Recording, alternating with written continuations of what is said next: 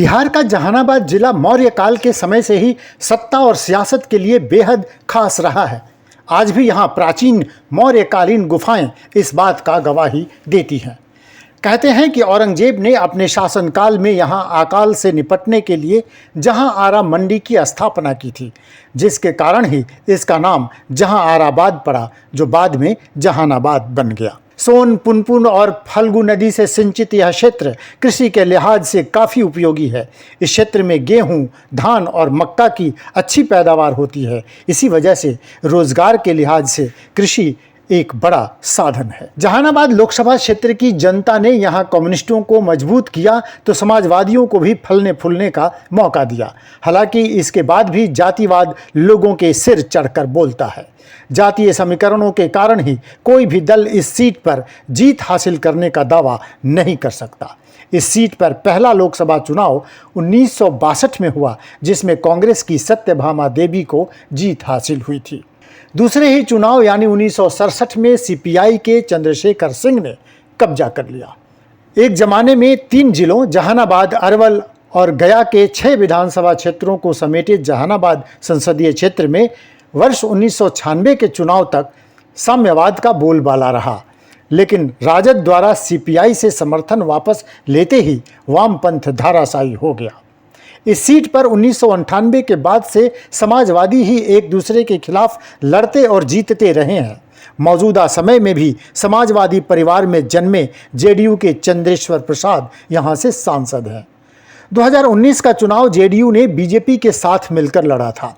वहीं 2014 में एनडीए में शामिल रालोसपा के अरुण कुमार को जीत मिली थी। हालांकि परिसीमन के बाद जहानाबाद में 3 विधानसभा क्षेत्र आते हैं, जहानाबाद, घोसी और मखदुमपुर। इसमें जहानाबाद और मखदुमपुर सीटें आरजेडी और घोसी की सीट जेडीयू के पास है।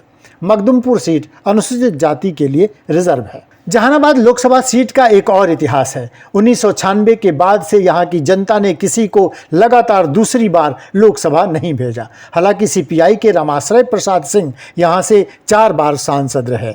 सीपीआई यहाँ पर 1984 से 1996 तक लगातार 4 बार जीतती रही और सबसे ज़्यादा बार चुनाव जीतने का रिकॉर्ड भी सीपीआई के नाम ही है। रामाश्रय बाबू के हारने के बाद किसी भी सांसद को लगातार दोबारा जीत नसीब नहीं हुई। इसके अलावा कांग्रेस और जेडीयू को यहाँ से 3 बार और आरजेडी और रालोसपा को 1 बार जीत मिली है।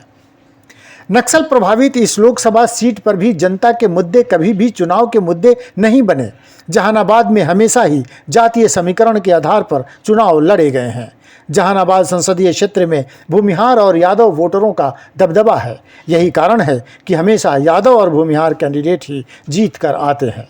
कुशवाहा, कुर्मी और मुस्लिम वोट यहाँ गेम चेंजर साबित हो सकता है। जातियों के आधार पर वोटरों की बात करें तो जहानाबाद में यादव 2,80,000, भूमिहार 2,60,000 से 2,80,000 के बीच, तो दलित वोटर 2.5 से 3 लाख के आसपास हैं।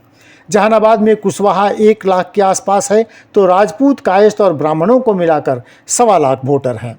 इसी तरह मुसलमान 1.5 लाख, अति पिछड़ा 2 लाख, जिसमें चंद्रवंशी समाज की संख्या लगभग 50,000 के आसपास है और कुर्मी 45 से 50,000 के आसपास है। बहरहाल 2024 के चुनाव की रणनीति बनने लगी है। 2024 के दंगल में भी जहानाबाद में त्रिकोणीय संघर्ष के आसार दिख रहे हैं। पिछले चुनाव में जदयू के चंद्रेश्वर प्रसाद, राजद के सुरेंद्र प्रसाद यादव और रालोसपा के अरुण कुमार के बीच चुनावी घमासान हुआ था। जहानाबाद में इस बार मौजूदा सांसद चंद्रेश्वर प्रसाद को जदयू अपना प्रत्याशी बना लेगी, ऐसा लगता नहीं है। चर्चा तो यह है कि उन्हें किसी दूसरे रास्ते सम्मानजनक स्थान दिया जा सकता है। जदयू यहां से दूसरे रेस के घोड़े पर विचार कर रही है। इस बार जदयू की ओर से प्रबल दावेदारों में 2 नामों की चर्चा जोरों पर है। एक तो पूर्व सांसद जगदीश शर्मा के बेटे राहुल शर्मा की बात हो रही है। राहुल शर्मा के साथ जगदीश शर्मा की राजनीतिक विरासत तो है ही, वे खुद घोसी से विधायक रहे हैं। उनकी माता भी घोसी से विधायक रह चुकी हैं।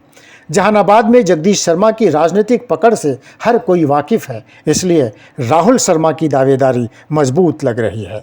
दूसरी सबसे ज़्यादा मजबूत दावेदारी जदयू के कद्दावर नेता पूर्व सांसद किंग महेंद्र के भाई भोला प्रसाद सिंह की है।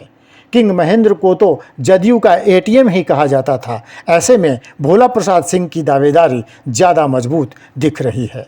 हालांकि चर्चा यह भी है कि भोला बाबू को जदयू दूसरे रास्ते सत्ता के करीब ले जा सकती है। दरअसल महागठबंधन में जहानाबाद सीट के लिए मारामारी ज़्यादा है। तमिलनाडु के पूर्व डीजीपी राजद के राष्ट्रीय प्रवक्ता करुणा सागर भी जहानाबाद से ताल ठोकने को बेताब दिख रहे हैं। इसके अलावा राजद के सुरेंद्र यादव के नाम की भी चर्चा हो रही है। सुरेंद्र यादव राजद के कद्दावर नेता हैं, बिहार सरकार के मंत्री हैं और एक बार सांसद भी रह चुके हैं। हालांकि कहा जा रहा है कि सुरेंद्र यादव की दावेदारी औरंगाबाद सीट पर ज़्यादा बनती है, क्योंकि जहानाबाद सीट पर गठबंधन किसी भूमिहार नेता पर ही दाव खेलने के मूड में दिख रही है। उधर भाजपा के एनडीए गठबंधन में भी दावेदारी कम नहीं है। जहानाबाद के पूर्व सांसद, भूमिहारों के जाने माने नेता और लोजपा रामविलास की पार्टी के डॉक्टर अरुण कुमार को एनडीए अपना उम्मीदवार बना सकती है।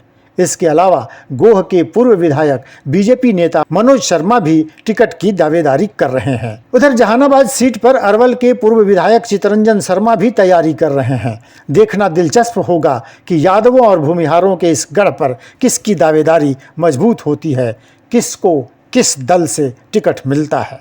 मुश्किलें अगर महागठबंधन के सामने हैं तो एनडीए की राह भी आसान नहीं है। तो देखते रहिए लाइव बिहार। लाइव बिहार पर हर रोज़ बिहार के लोकसभा क्षेत्रों के राजनीतिक विश्लेषण की सटीक कहानी हम आपके लिए लेकर आ रहे हैं। जुड़े रहिए लाइव बिहार के साथ। अगले पड़ाव में फिर किसी लोकसभा क्षेत्र के चुनावी विश्लेषण के साथ हम हाजिर हो जाएंगे। देखते रहिए live Bihar. Live Bihar YouTube पर सब्सक्राइब और फेसबुक पर लाइक ज़रूर करें।